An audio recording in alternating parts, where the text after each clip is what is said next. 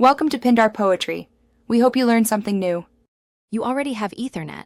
Now turn the machine with Wi-Fi into the broadcaster. Plug Ethernet in and verify internet. Next, confirm the Wi-Fi adapter is enabled and you have administrative access. On Windows, Mac OS, or a compatible travel router, you will use internet sharing or a hotspot/AP mode. Once done, name the SSID and set a strong password. This protects the shared link. Make sure the Wi-Fi channel won't conflict with nearby networks to reduce drops.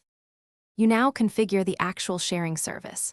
On Windows, go to Settings, Network and Internet Mobile Hotspot, or set up internet connection sharing on the Ethernet adapter, then select the Wi-Fi adapter as the shared interface. On Mac OS, open sharing and enable internet sharing from Ethernet to Wi-Fi.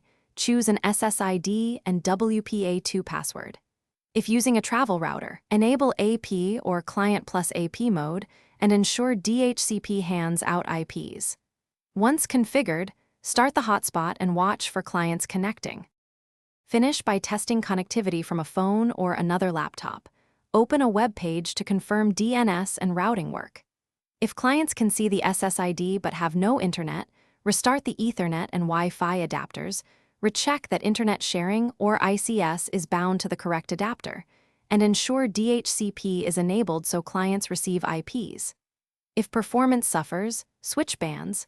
Use 4 GHz for range and 5 GHz for speed when supported. One key tip: temporarily disable firewall rules if blocking sharing.